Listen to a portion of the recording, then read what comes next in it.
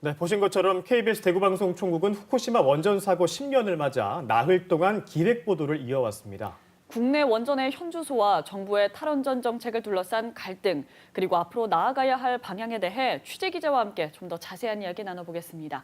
이지은 기자 나왔습니다. 어서 오세요. 네, 안녕하세요.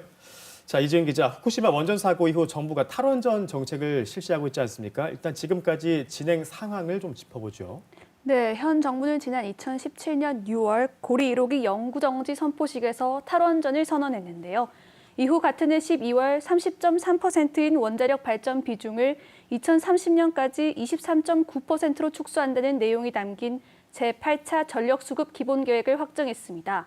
또 정권 후반기에 들어서면서 한국판 뉴딜 사업의 한 축인 그린 뉴딜에 73조를 투입하고 2050년까지 탄소 순 배출량이 제로인 탄소 중립 사회를 만들겠다고 밝혔습니다. 그러나 세부 계획이 없는 공허한 선언이라는 비판이 나오고 있는데요. 전력 수급 기본 계획이나 국제사회에 제출된 장기 저탄소 발전 전략만 봐도 구체적인 실행 방안을 제시하지 않았기 때문입니다. 이전 정부와 비교해서 설비 용량도 줄지 않았는데요.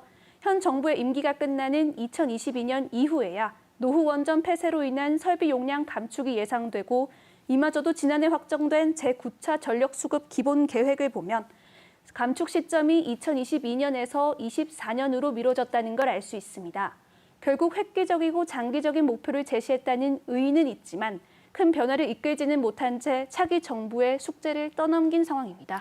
네, 이렇게 또 탈원전 정책이 제대로 이루어지지 못하면서 또 원전 지역 현장에 혼란이나 반발도 이어지고 있다고요. 네, 앞서 리포트에서 보셨듯 영덕에서는 천지원전 건설 예정지가 지정고시 해제 절차에 들어가면서 갈등이 잇따르고 있고요. 울진에서도 신한울 원전 건설 재개 여부를 놓고 지역 주민의 상경 시위가 벌어지는 등 마찰이 잇따르고 있습니다. 사실 경북도의 경우 국내 원전의 절반을 품고 있는 만큼 원전을 바라보는 시각이 뚜렷합니다. 지금의 전력 안정은 물론 저탄소 시대를 위해 화석 에너지와 결별하려면 원전이 더 필요하다는 건데요. 지역 곳곳에 자리 잡은 원전을 활용해야 한다는 당위성과 정부의 탈원전 정책 간 엇박자가 계속해서 이어지는 겁니다.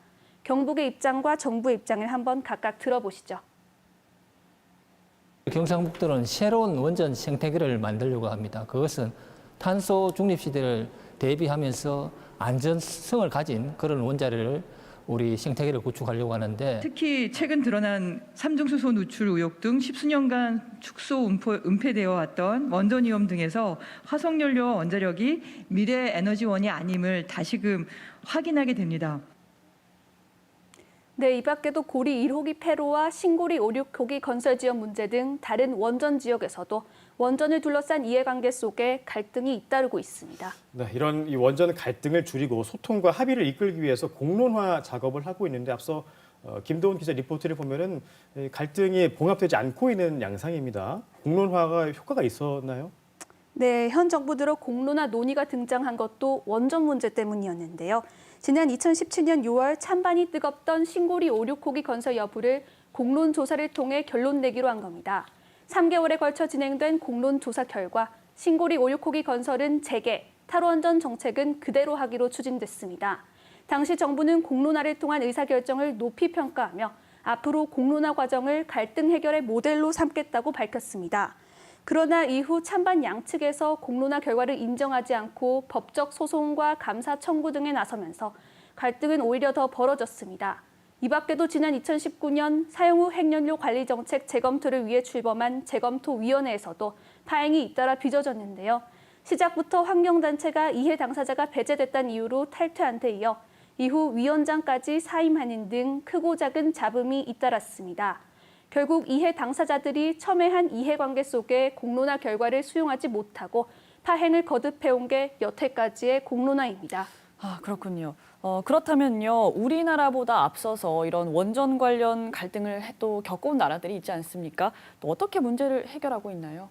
네, 오랜 원전 역사를 가진 프랑스 같은 경우 정부 독립기관인 국가공공토론위원회가 법에 근거해 상설 운영되고 있는데요. 이처럼 공론화위원회의 법적 기반을 마련해 조직과 운영, 예산의 독립성을 완전하게 보장해야 한다는 목소리가 나오고 있습니다. 전문가 이야기 한번 들어보시죠. 사실은 이런 갈등 관리에 대한 매뉴얼 비슷하게 대통령령으로 정해져 있어요. 뭐 어떤 경우에는 본인들이 필요하면, 그러니까 정치적 의도에 따라 필요하면 이걸 동원하고 필요하지 않으면 사용하지 않는 거잖아요. 네, 결국 공론화의 성공은 정치 논리나 속도가 아닌 투명성과 공정성에 있다는 게 전문가들의 의견인데요. KBS는 내일 연속기획 마지막 순서로 공정한 결론을 도출하고 사회적 합의를 이끌어낼 방안이 무엇인지 살펴볼 계획입니다. 네, 알겠습니다. 이지은 기자와 지금까지 탈원전 정책을 둘러싼 갈등 짚어봤습니다. 수고하셨어요.